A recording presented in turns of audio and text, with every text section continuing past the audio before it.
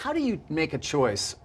You don't see, I mean, in terms of when you're going to engage. I mean, for example, even today, Elon, you tweeted this thing about George Soros. Well, I'm looking for it because I want to make sure I quote it properly. But, I mean, you know what you wrote. But you basically... It reminds me of Magneto. It's just like, calm down, people. This is not like made a federal case out of it. You also... you said he wants to erode the very fabric of civilization, and Soros hates humanity. Like, when you do something like that, do you I think that's true. That's my opinion. Okay, but why share it? Why share it? Especially, why share it when people who buy Teslas may not agree with you, advertisers on Twitter may not agree with you? Why not just say, hey, I think this. You can tell me. We can talk about it over there. You can tell your friends. But why share it widely? I mean, this is freedom of speech. I'm allowed to say what I want. You absolutely are. But I'm trying to understand why you do, because you have to know it's got it puts you in the middle of the partisan divide in the country. It makes you a lightning rod for criticism. I mean, do you like that? People today saying he's an anti-Semite. I don't think you are. No, I'm definitely. I'm like a pro-Semite, if anything. I believe that probably is the case. Yes. But why would you even introduce the idea then that would be the case? I mean, look, we don't want to make this a George Soros interview. No, God, no. I don't want to at all. But what I'm trying even came up though in the annual meeting. I mean, do your tweets hurt the company? Are there Tesla owners who say, I don't agree with his political position and I know it because he shares so much of it? Or are there advertisers on Twitter that Linda Yaccarino will come and say, you got to stop, man. I can't get these ads because of some of the things you tweet.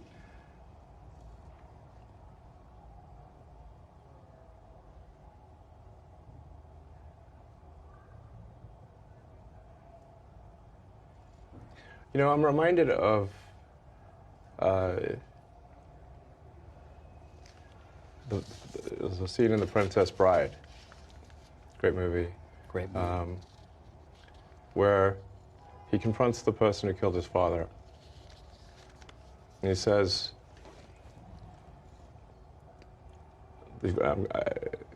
offer me money. Offer me power. I don't care.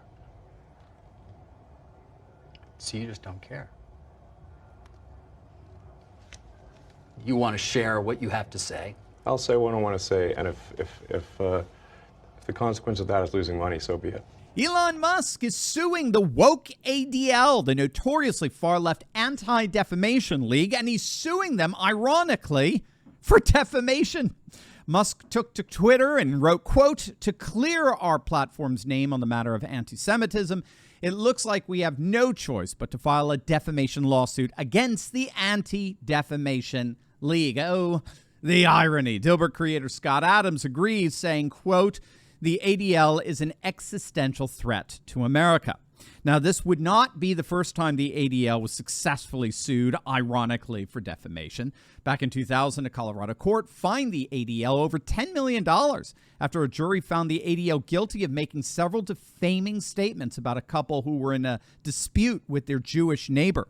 Musk is arguing that given how the ADL has been harassing advertisers and scaring them away from the Twitter platform, they'd actually be responsible for more like $22 billion in defamation-related damages in terms of lost revenue, which, of course, would crush the ADL once and for all. Now, if you're not familiar with the ADL, they are one of the more prominent practitioners of what's called grievance politics.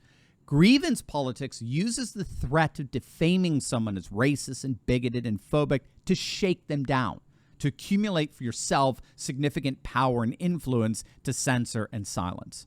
One of the worst, for example, is the Southern Poverty Law Center, the SPLC, which is perhaps more than any other organization turned grievance politics into a very, very lucrative industry.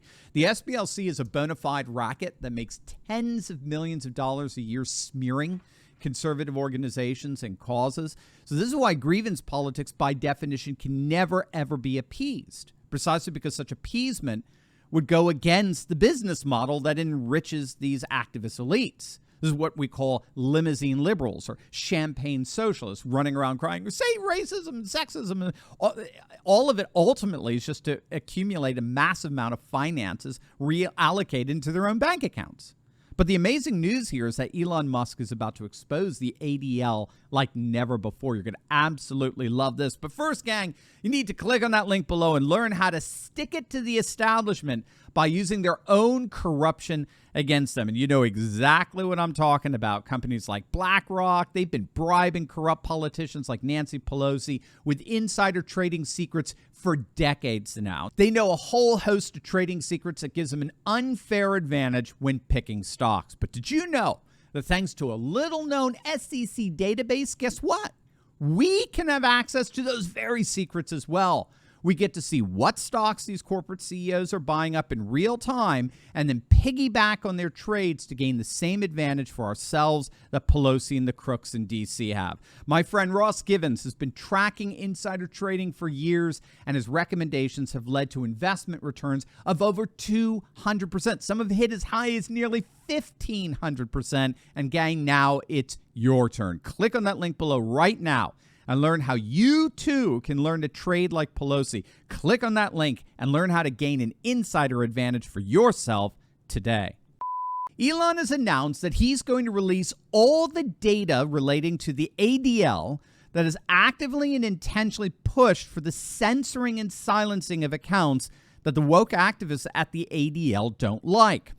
Musk is promising a giant data dump on what the ADL has done in the past to silence and censor content creators on the Twitter platform, exposing them once and for all to be the political racket that they actually are. Again, the ADL's model here is to threaten mass platforms like Twitter or Facebook with the promise of pressuring advertisers to withhold their ad revenue from the platforms because they would otherwise be associated with anti-Semitism and racism and other kinds of bigotry. So advertisers hold back and don't actually go ahead with their advertising campaigns until they get the green light from the ADL. And the green light comes when the big tech platforms agree to allow the ADL to come in and censor any and all content that they don't like, that offends their woke leftist sentiments. So they're basically a mafia. They come into town and they threaten to defame both big tech platforms and their advertising businesses with slanderous and generally unfounded accusations so as to enrich themselves, so as to accumulate for themselves power and influence. That's the shakedown that Elon is responding to here. And so what Elon is promising to do is he's going to data dump all the past actions the ADL took to censor accounts to expose them once and for all for who they really are, which is a radically partisan political organization that hides behind the veneer of human rights activism. They exploit a supposed concern over discrimination and human rights violations as a front to engage in blatant partisan antics, again, for their very own enrichment and political power. It's disgustingly cynical, and it looks like Elon is finally going to take out the ADL once and for all. Hey, gang, I know what it's like to feel alone out there in these turbulent times, but I broke free. If you, too, have been looking for a community with like-minded patriots who are serious about resisting globalism, building a parallel economy, and having intelligent and deep fellowship on a regular basis, then you've come to the right place. In my Courageous Patriot Insiders community, we're building a close-knit movement of, by, and for patriots who are breaking free from the outrage and despair cycles of the mainstream media and taking on the fight against globalism. Every week, I deep dive into the content I can't share on big tech and give you the cliff notes on the truth of how patriots just like you are building up their communities, starting patriot businesses, and fighting the woke in both public and private. All with a few history and political lessons from yours truly, of course. If you want to stop feeling alone as a patriot and stand together with this fast-growing community, be sure to click on the link in the description below. Don't wait. Join me and my Patriot Coalition today, and let's get fighting.